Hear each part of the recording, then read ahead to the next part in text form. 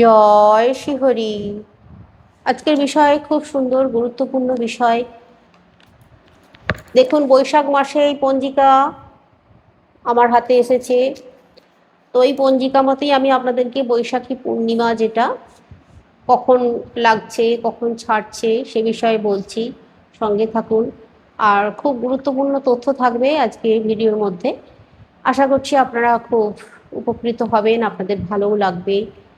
তাই সঙ্গে থাকুন প্রথম থেকে শেষ পর্যন্ত। একটা লাইক অবশ্যই দিয়ে দিন।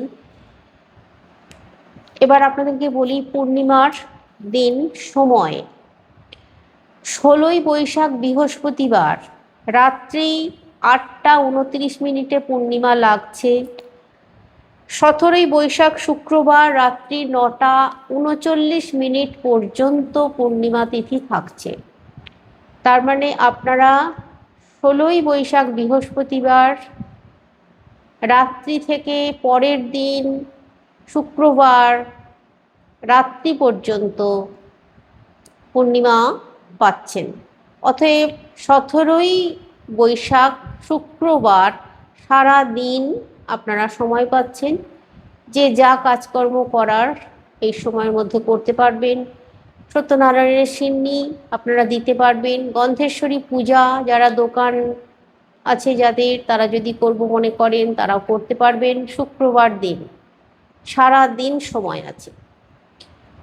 তো আপনাদেরকে আজকে আমি যে বিষয় বলবো, এই পূর্ণিমার দিন বিশেষ কিছু লক্ষণ আছে যেগুলো যদি আপনাদের সঙ্গে ঘটে যায় তাহলে জানবেন আপনাদের জীবনে খুব সুদিন আসছে সামনেই। যেমন ধরুন, প্রথম যে সংকেতটার কথা বলবো এটা হচ্ছে, যদি এই বৈশাখী পূর্ণিমার দিন আপনাদের গৃহে ছোট ছোট বাচ্চা শিশুরা চলে আসে তাহলে জানবেন খুব শুভ। এদেরকে মুখঝোঁক করবেন না, এদের সঙ্গে ভালো ব্যবহার করুন। এরা যদি আপনার প্রাঙ্গণে খেলাধুলা করতে চায় ওদেরকে করতে দিন, খুব ভালো। এবার দ্বিতীয় যে সংকেতটার কথা বলবো, এই দ্বিতীয় সংকেতটা হচ্ছে, আপনার গৃহে যদি এই পূর্ণিমার তিথিতে পুজো অর্চনা করছেন সেই সময় সেই মুহূর্তে যদি কোনো বিড়াল বা অন্য কোনো পশু আপনার গৃহের মধ্যে ঢুকে পড়ে তাহলেও কিন্তু এদেরকে তাড়াবেন না, জানবেন শুভ। তারপর যদি ওই সময় কোনো ভিক্ষুক চলে আসে, কোনো অতিথি আপনার দুয়ারে চলে আসে, তাহলেও জানবেন অত্যন্ত শুভ। আপনার সুদিন আসতে বেশি দেরি নেই। এবার তৃতীয় যে সংকেতটার কথা বলবো আপনাদেরকে, এটা হচ্ছে, আপনারা যদি আপনাদের তুলসী গাছে দেখেন যে তুলসী গাছে ছোট গাছেই মঞ্জুরি দেখা দিয়েছে, এটাও কিন্তু খুব শুভ। অবশ্যই ওই মঞ্জুরি একটু ভেঙে নেবেন, নিয়ে শ্রীহরির চরণে অর্পণ করবেন। ভগবান শ্রীহরির কৃপা লাভ করবেন। তাহলে তুলসী গাছে যদি কোনো ছোট ছোট পাখি বা প্রজাপতি বসে যদি আপনি দেখেন, অত্যন্ত শুভ জানবেন। তুলসী গাছের পাশে যদি কালো পিঁপড়ের সার দেখেন, সেটাও শুভ। তুলসী গাছের পাশে যদি জোড়া টিকটিকি দেখে থাকেন, এটাও অত্যন্ত শুভ। তুলসী গাছ আপনি লাগিয়েছেন, সে তুলসী সেটা যদি আস্তে আস্তে কৃষ্ণ তুলসীতে পরিণত হয়, এটাও অত্যন্ত শুভ। ভগবান শ্রীহরির কৃপা আপনার সাথে আছে। তো এবার আপনাদেরকে বিশেষ কিছু উপায়গুলোর কথা বলে দিই, এই পূর্ণিমা তিথিতে আপনারা যদি করতে পারেন। যেমন ধরুন, আপনারা আপনাদের গৃহে এই দিন একটি তামার ঘটিতে তুলসী পাতা দিয়ে গঙ্গা জল ভরে রেখে দেবেন আগের দিন। পরের দিন ওই গঙ্গা জল আপনার সমস্ত ঘরের দরজার সামনে সামনে দিয়ে দেবেন। আর আপনার যে মেন সদর দরজা আছে, ওই সদর দরজার সামনে খুব সুন্দর করে ছিটিয়ে দেবেন, ঢেলে নয়, খুব সুন্দর করে ভক্তির সঙ্গে ছিটিয়ে দেবেন। তবে এই কাজটা অবশ্যই সূর্য ওঠার আগে করতে হবে এই পূর্ণিমার দিন। তাহলে কি হবে, আপনি এই যে তুলসী পাতা গঙ্গা জল যে ছেটাচ্ছেন, এতে করে ভগবান শ্রীহরি আপনার গৃহে সহজেই প্রবেশ করবেন।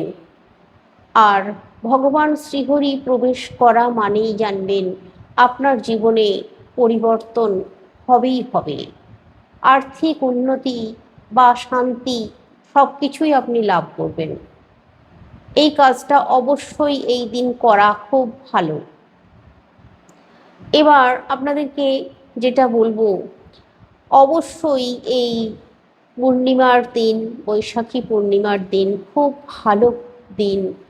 এই দিন আপনারা সস্ত্রীক একটু তেল সিঁদুর অথবা ঘি দিয়ে সিঁদুর গুলে নেবেন, নিয়ে আপনারা এই মধ্যমা আঙুল দিয়ে সদর দরজায় সস্ত্রীক এঁকে দেবেন। তাহলে জানবেন আপনাদের গৃহে ভগবান গণেশজিও বসবাস করবেন, আর গণেশজির কৃপা লাভও করবেন আপনারা। তাতে করেই কিন্তু আপনার ধনসম্পদ বৃদ্ধি হবে। কিন্তু যেটাই করবেন খুব ভক্তির সঙ্গে নিষ্ঠার সঙ্গে করুন।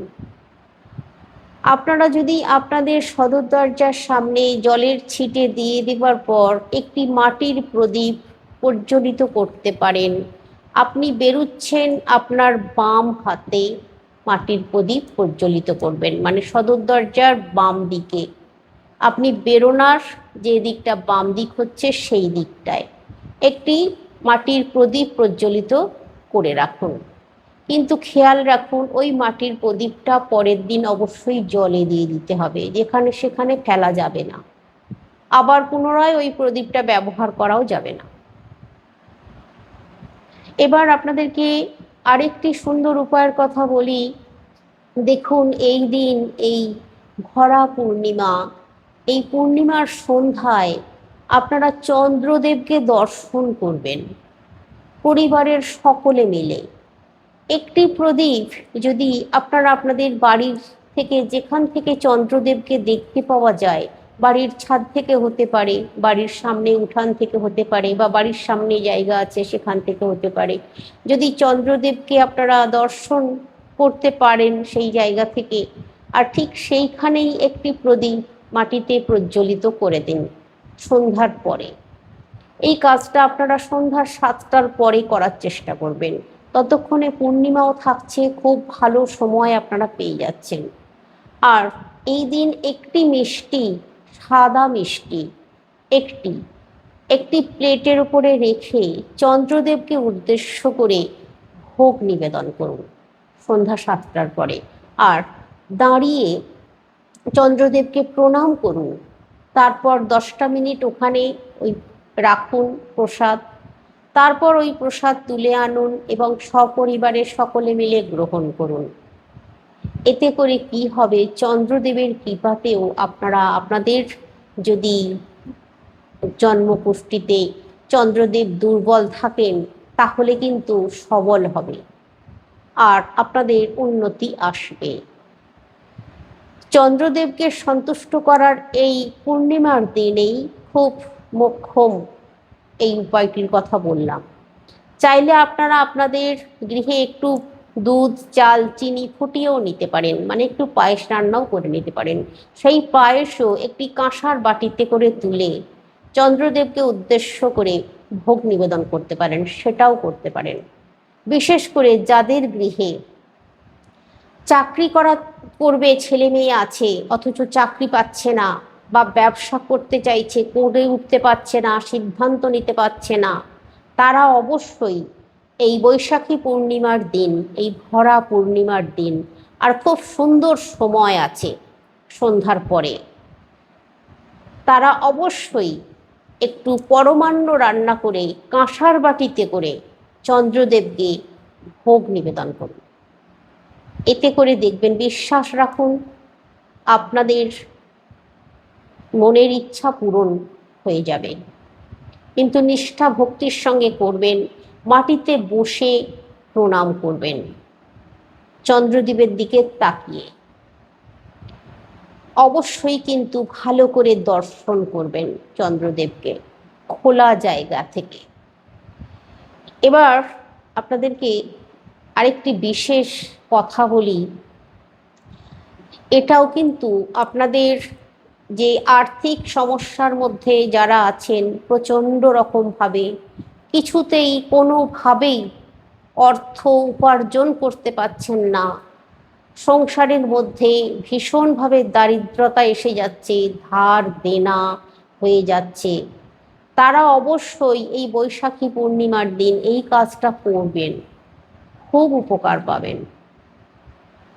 দেখুন, আমরা তো বহু জায়গায় যাই, বহু টাকা পয়সা খরচ করি, কিন্তু এই যে তথ্যগুলো, এগুলো যদি সঠিকভাবে আমরা পালন করতে পারি, তাহলে কিন্তু সত্যিই আমাদের খুব উপকার হয়।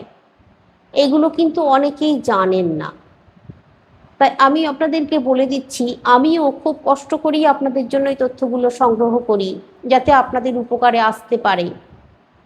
তো যাই বা হোক, যে উপায়টার কথা বলছি সেটা খুব ভালো করে মন দিয়ে শুনুন।